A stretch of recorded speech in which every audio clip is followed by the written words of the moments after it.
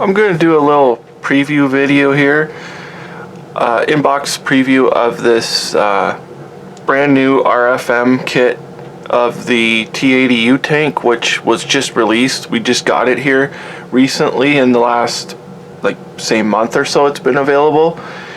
The kit is RFM 5105. It says Russian main battle tank T-80U. It says we've got 4 types of markings, a workable suspension system, which is typical of RFM, decals and photo etched parts, which is pretty much standard, easy assembly, which is nice, and the rest is just standard information. The only kits out there, actually there's a few options for the T-80U. The ancient Dragon kit, which is pretty much superseded now. I'm not sure, but Zvezda may have re-released the Dragon T-80U. Then you have the Trumpeter kit, which I actually have the Trumpeter kit, and RFM, or no, it's RPG, the company RPG, which is a very kind of obscure company.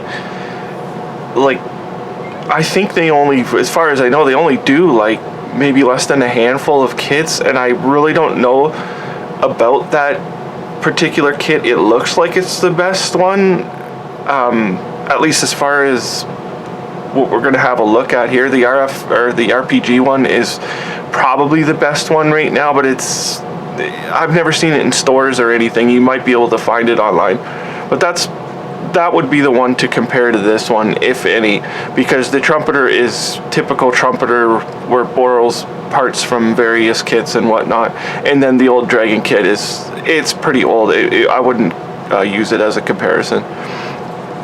So anyways, getting on with it, this is what we see here are some of the features with the road wheels and suspension and the machine gun on there, and then the sides of the box are just typical, and you can see here the layout of the parts, which the tracks they look pretty complicated on here. I haven't looked at this kit. I have not opened it, and I have not opened it yet, so this is the first time I'm seeing it. I have seen the test shots from the RFM's actual page. I kind of know what to expect. So these are all the oh, this is really nice.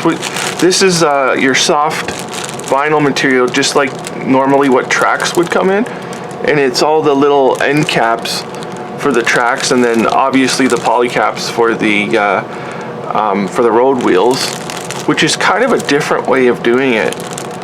Usually these are hard plastic, but they're in soft plastic, and then there's some kind of looks like some kind of spring.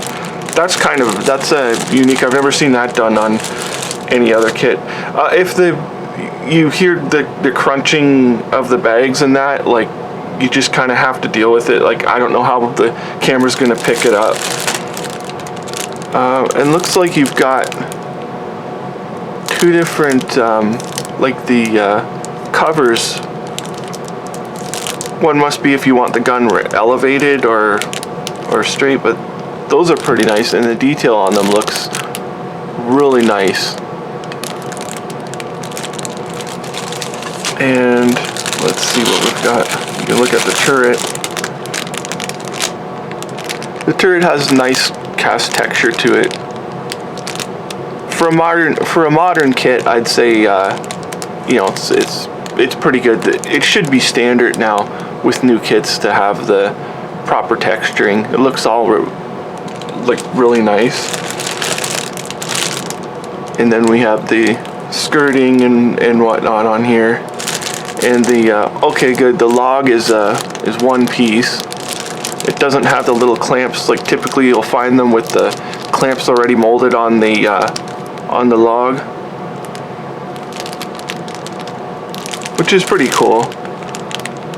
And then the skirting on the front, which I don't like. I wish these would be separate, but it's okay because they look nice enough.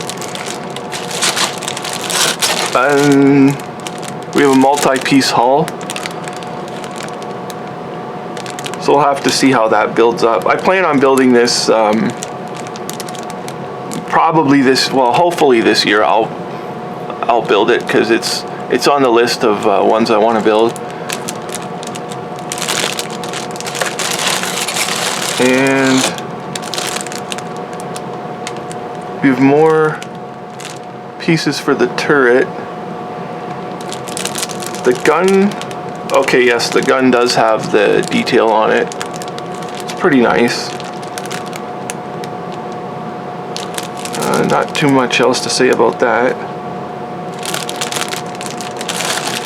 And then you have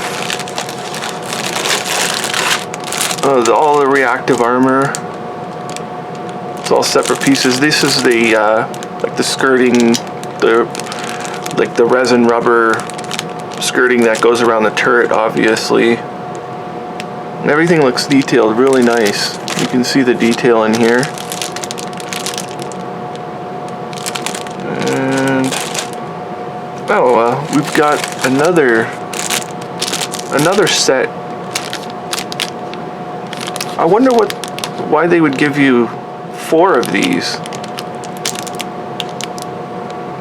I wonder if one's if it has a searchlight attached to it or not. I'm not really sure. That's kind of strange, but at least they give you options. And the running gear, it looks all right. You can see the pattern. These should be okay to hand paint. The rim seems to stick out really far, so it shouldn't be a problem hand painting those. And now the tracks. They give you a jig here, so it shouldn't be that bad. I guess it's one of those that looks worse than it is. Unfortunately, you've got 4 runner attachments per track, which is kind of a pain, but they are nicely detailed, and I think with the jig and everything, they should be fine. But they're a little bit different with the soft caps on the end. I'll have to see how those turn out. And then your glass pieces. It's nice. Finally, they put a glass for the spotlight here, so you can actually make it a clear piece instead of just like painting it. That's a very nice feature. They've done that. Not sure why we have a metal rod. Oh, it's actually a spring. It's a great big long metal spring. That's kind of interesting. I've never seen that in a kit before. And then the disappointing decal sheet and the photo etch sheet, which is pretty typical. It looks like you'll be able to use most of this stuff. It's not like critical components that you end up wasting half of a sheet. It looks like stuff you need, the grills and whatnot. But that's a very disappointing decal sheet. I'll just have a look at the instructions. We'll just quickly have a look at them. Yeah, it says corrugated hose, so I'm guessing the spring they want you to use is some type of hose. But oh, it's nice. The pieces you're working on are in color. That's a nice way of doing it. So you can just go through here, and they give you detailed photos for some of the parts, which is very helpful. This looks like a very well done instruction sheet here, and hopefully we've got the decal options here, which are really nothing. It's just basically numbers, which I'm very disappointed in this kit, and well, the fact that they didn't include markings for the SMO, which I'm sure would be very popular, I really wish they would have, because like, I don't know when they planned this release, but it's been a couple years, and they could have included some SMO markings, because the T-80s have been pretty prominent in the war. I really hope they don't do a special edition for the SMO the way they did with the Ukrainian tanks, like with the Abrams and the Leopard tank. And they did kind of announce that they were going to do a Challenger. Whether it comes out or not, I don't know. But I sure hope they don't do another one, because I'm not buying another one of these tanks just for like a decal sheet, basically, because this tank is about $80, which for RFM kits it's all right. But I think they should have included SMO markings, or they could have released this alongside an SMO special release. But like, the way it is right now, I think they could get away with it. I don't think they would get in trouble for doing it, but I mean, that's just me. I'm glad they released it, and there look like some unique features to this kit that I haven't really seen in any other kits. So it looks like, I would say it's definitely worth the money. It's probably better than the RPG kit. I've never seen the RPG kit, and that was about the nicest looking one. And yeah, so I would say this is probably top of the line if you want to build a T-80. I didn't want to make this video too long or anything, so I'll just say thank you for watching.